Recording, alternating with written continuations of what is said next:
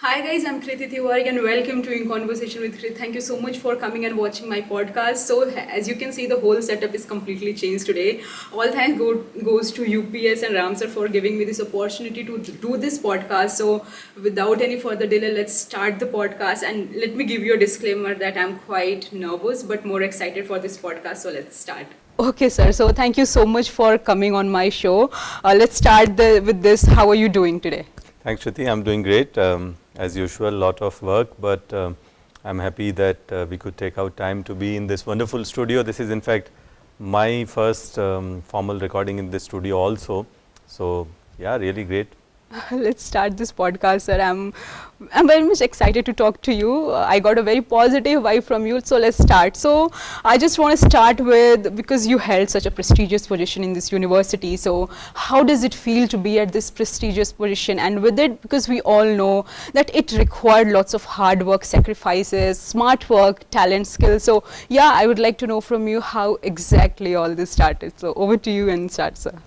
Okay, so I think I'll start from where you started. So how does it feel? I mean, it feels normal. I mean, everybody does their job and I'm also doing my job.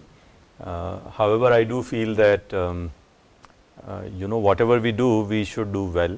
Absolutely. And therefore, I'm trying to do whatever best I can do with my abilities and,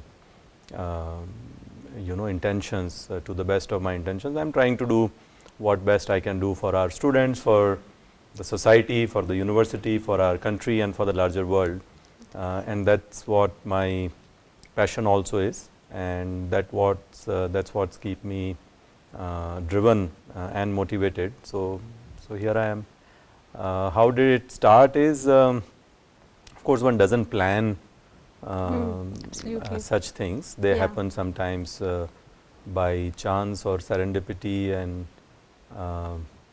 by way of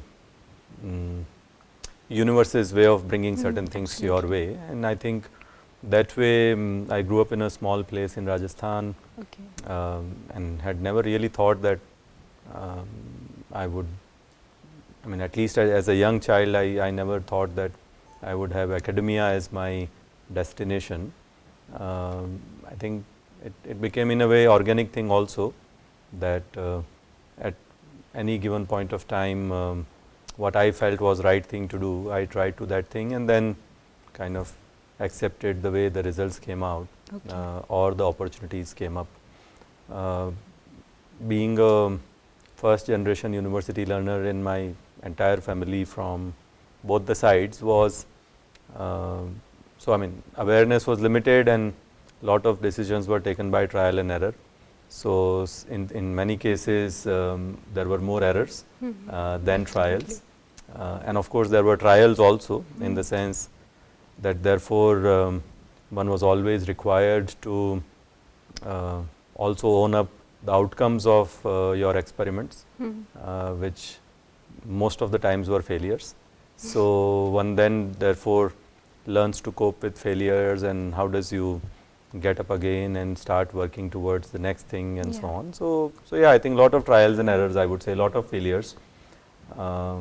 And yeah, milestones kept coming, and one kept thinking that what next and so on. So here I am. Okay, all right, sir, amazing. Lots of questions coming into my mind while you are answering this. So I will start with the failures. As you said that you have seen lots of failures, hits and trial method you do. So what's your learning from all those? And as you said, it was all universe planned to be into this field. So my next question to you again is, what was your plan while you were a child? Like in our childhood, we always planned for being an astronaut. Like we always used to do such. So what do you want to become as a grown-up child? Like you. Okay, so I think fundamentally there were 2-3 things that, and honestly I was confused, like most kids are confused, that Absolutely. What do you want to become? And I kind of kept it a little bit of simpler, or rather little simple for myself, and which was that I liked reading. So I thought I would read as much as I can. I liked traveling, so I thought I would travel as much as I can. While growing up, I had two of the best friends that I had. One was the World Atlas, and the second one was Indian mythology books. Okay. So I was really fascinated by these two things, and I think that something that I developed that time and which I still follow is live in the moment. So I really used to enjoy doing both these things, getting lost in the World Atlas while sitting in a small place in a reasonably small town in Rajasthan, and seeing the world while sitting in that place, and also then sitting or visiting an imaginary world of mythology which takes you places and kind of all kinds of fascinating characters come and so on. So honestly, I don't think I used to think a lot on what would I become and whether astronaut or whether scientist or whether professor or whatever. But I was living my childhood playing a lot, reading a lot, and that's all. I mean, nothing, I don't think I used to think a lot, or even my parents used, because even they did not know much. So I don't think there was even a pressure on me to do something in life. I mean, it was fine. Even if I would have been doing something in my village, they would have been equally happy. So I think the point is that being happy in what you are doing and enjoying what you are doing is more important rather than what you become eventually. That doesn't matter. Yeah, it matter more that you enjoy the process, you enjoy the moment, you live in the moment.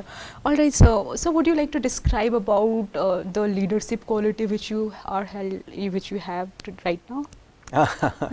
That's a funny question, because you are asking me what leadership qualities I have. Fundamentally, I think I have none. I think maybe my colleagues might be better able to mention them. But first of all, I do not fundamentally believe in the idea of leading, so to say. I believe in the idea of serving. And therefore, the question I ask myself is that how do we serve better? How do we serve our students better? How do we serve our colleagues here better? How do we ensure that there is an ecosystem which is sustainable, which is encouraging for everybody, for free ideas, free expressions, and people are encouraged to do what they like to do. And that is therefore my responsibility with my role that I have for the university and for the university community, but also we have a role which is larger than just the university community, which is to society and to India and to the world, because universities in Sanskrit or Hindi, they are known as Vishwavidyalaya, which basically means a world school. So universities are school for the entire world. So whatever we do, the problems that we solve are eventually going to impact the whole world. So therefore, what do we do? How do we enable our people that they take up right problems, they solve those problems, and then they are able to effectively execute them? Is my my role and responsibility, and that is what I think excites me, and I keep working towards that. Yeah, that's nice. Okay, sir, I was going through your LinkedIn profile and I saw a line you have wrote about yourself that you are fascinated by the philosophies of Buddhism and Advaita. So what are your biggest takeaways from these both cultures? Because these are something, the Lord Buddha we are talking about is a highly prominent Lord, and lots of learning we get from him. So yes, what are takeaways from them to you? Okay, so I think there is fundamentally a similarity between both.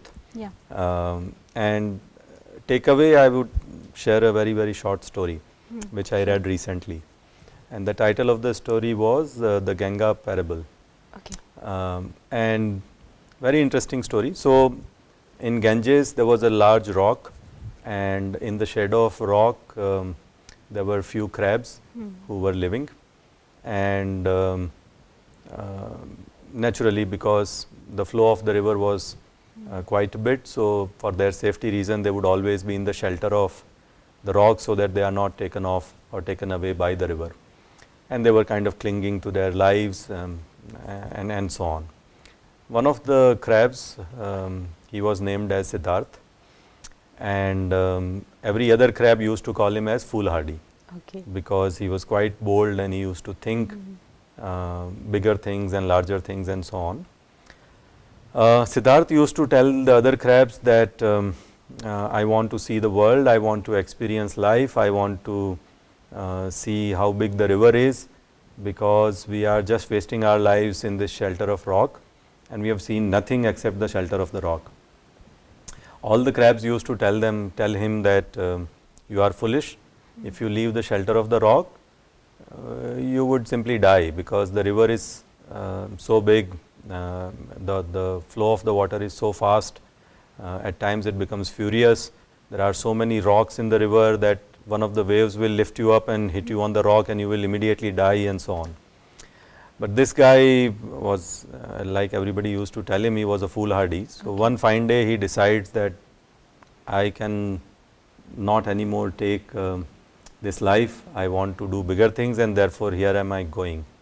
And he leaves the shelter of the rock, and immediately one of the wave lifts him and he is riding the waves now. He is on the surface of Ganges, he is seeing the larger world, and the entire world is in front of his eyes, and he has realized something which no other crab ever realized. So all the crabs back in the shelter of the rock started shouting, Siddharth, you are Mahan. You have done something which is great, you are super crab, you are this, that, and so on. And Siddharth shouts back at them that, I have done nothing extraordinary. We all had the same potential. True. I am one of you, and you can also let it go and become like me. Yeah, absolutely. And that's the story, short and long of it.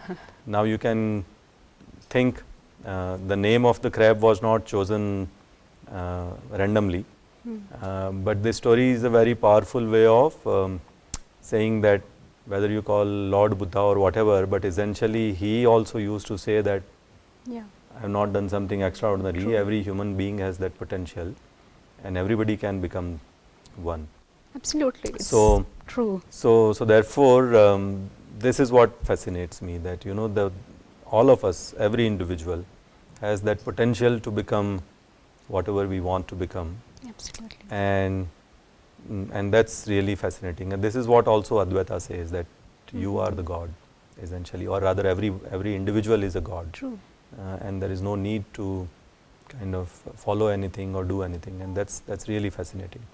Yeah, it's quite fascinating for all of us, because most of time we always undervalue ourselves. We didn't understand what is in us. We always used to, fight for. We always looking at the world and compare ourselves with them, which is not absolutely always true. Okay, sir. One question I'm asking from myself, because I'm quite curious to know about this. Because you have been to abroad, you work there, and nowadays not from so many times, everyone says to do studies from abroad and work there. So I want to know from you, how was your experience there? What pros and cons you have seen? Like what is extra there and which is not in our country? So why we are pushing ourselves to go abroad, take studies, and lot more. Yeah. So I think one thing is, it is always good to travel. It is always good Yeah. to see world, experience different cultures, diversities, get exposed to different ways of thinking, ways of seeing, and so on, and learn from each other. And it's not that when we go abroad, essentially we learn from them, they also learn Yeah, from us. So it's absolutely. the learning is always kind of bilateral. But the point is that being obsessed with an idea of going abroad is something which is not a great thing. Yeah, I think, absolutely. But I think we are in a yeah, culture so to as go long as to one go. is taking as part of learning and so on, I think I personally am very, very supportive of that. I think one should always learn new things, and from wherever they can.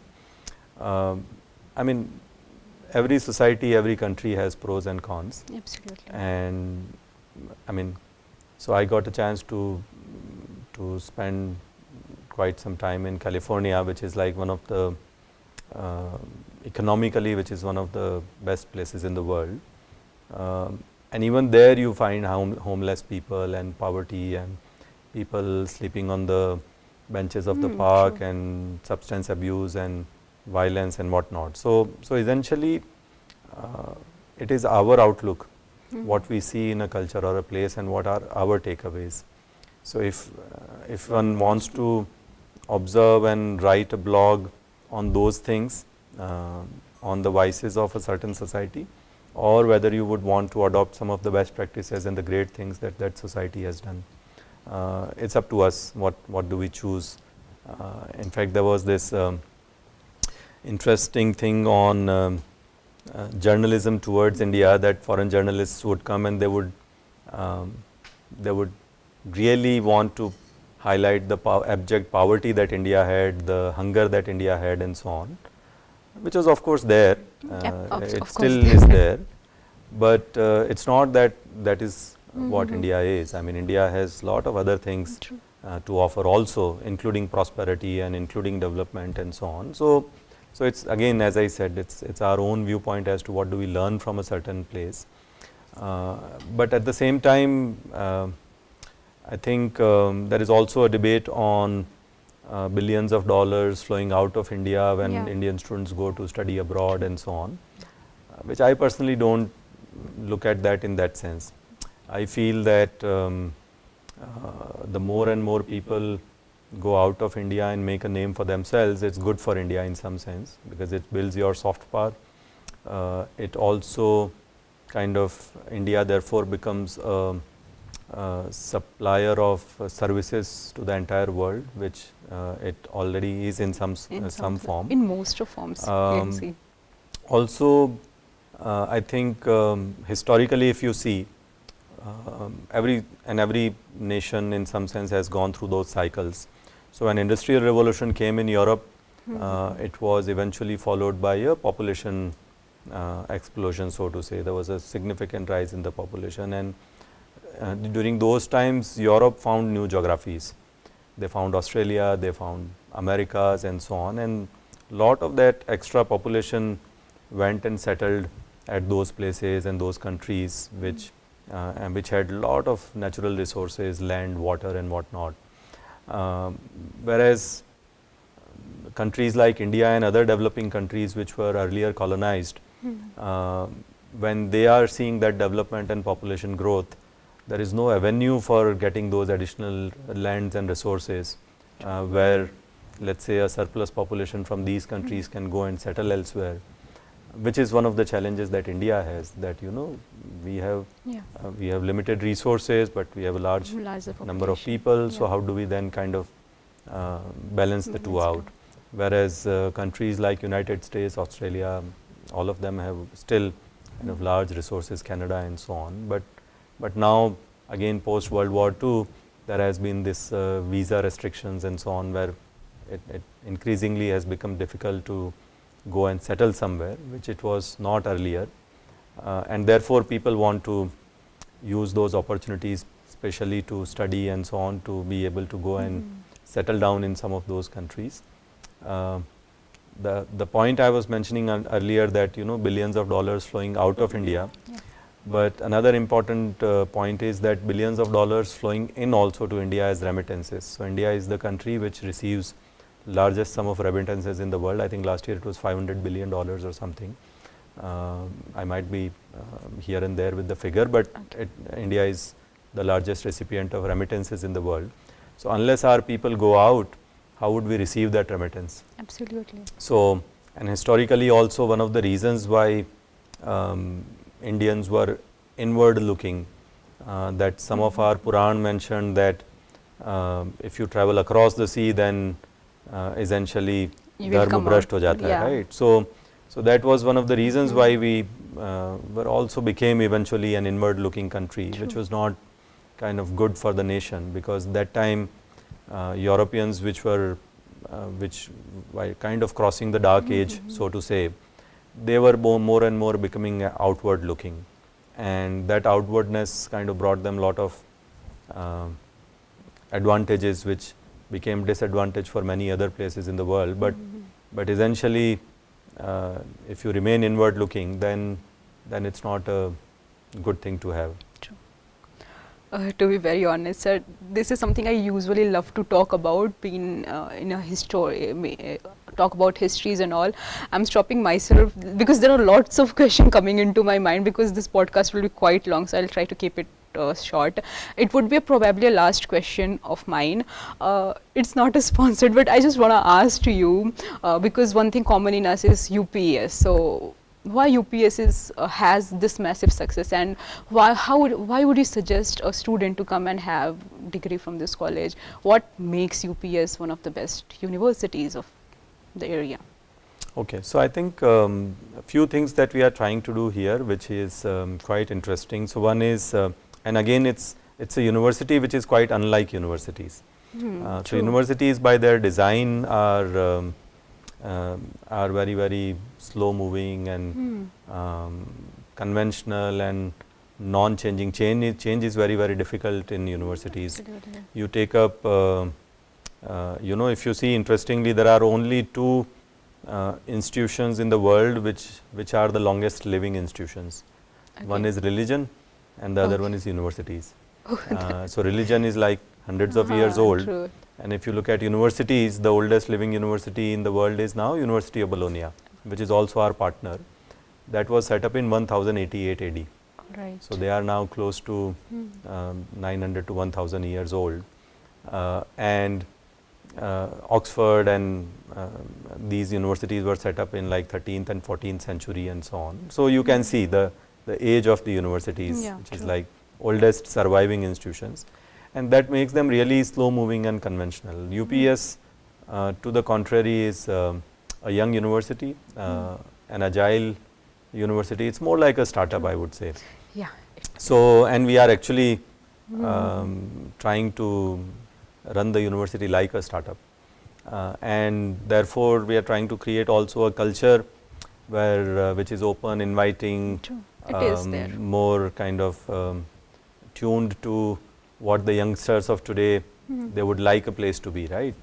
And youngsters, when I say, not just necessarily students, but also our faculty and staff members, because the average age of our faculty and staff members is also around 32, 33 years, which is also quite young. True. So that's starting from the culture. I think then rest everything flows from there. That once you have a culture which is set in, then of course we want excellence, we want global dimension, we want to become a digital university, we want to be the startup university, and all sorts of interesting things that we are doing.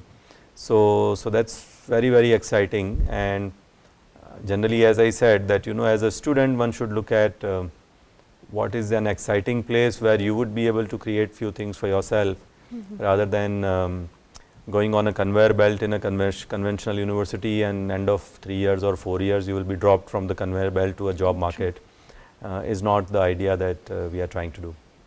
Okay, that's all questions from my side. Thank you so much, sir. One thing I usually do with my guests on a podcast, that I have some set of rapid question. It is for those who are in self-help community. So if you want, sir, can I do with you? There are some questions, rapid questions, which we have to answer in 1, 2, 3 lines. Okay. So I have some rapid questions. So let's start with the rapid hour session with you, sir. Okay. So my first question to you is, who inspired you most and why? Okay. So I mean, different people at different points in life. A lot of people, in fact. So one of the early inspirations were, I would say, Swami Vivekananda. So I used to read a lot his work and so on. Also, Krishna, though being a mythological character, was quite inspiring. So I was really fascinated by his character. Nice. Describe yourself with 3 words. How would you describe yourself in 3 words? Okay, this is very hard. So I think I would describe myself in 3 words. First word would be a seeker. Okay. Second word would be a learner. And third word would be a traveler. All right. What is that one common myth about your profession which you want to debunk over here? That it's very boring. Okay. It's not boring. It's actually quite exciting to be a professor and be part of a university. What is success for you? because it's a very subjective term for everyone else. Success is quite very different. So what is success for you? Okay, so success is, again, as you said, it's quite subjective. Yeah. So for me, success or failure doesn't matter, honestly, personally. What I feel is, if I'm living in the moment and I'm happy doing what I'm doing, that's good enough. Okay, that's all. It's all rapid fire, because I have questions which are not meant for this conversation. At last, I would like to, because from beginning I'm just asking, so at the end I want to know from you, is there any feedback or any question or anything which you want to ask to me? So what do you want to do with this series? I mean, what do you aspire to do in life? Sir, there are a lot more things we all want to do, but right now, as a beginner, sir, because I have been a child who is very shy, who don't talk to anyone. So for me, it is a process of learning, because I got to know conversations are very important in our life. To talk to people, to read, to know, to acknowledge, these things are very important in our life. So I just do this for myself only, to know myself even more better with others' perspective, others' mindset. So if I could summarize it, I just want to know myself more. So that's why I'm doing, and I am quite enjoying the process of talking to people, getting lots of enlightenment from them. That's why I'm doing this. Interesting. So you are also a seeker then? Oh yeah, kind of. Great talking to you. So yeah, I'm glad that we did this. So thank you so much, sir, for coming. Thank you so much. Thank you.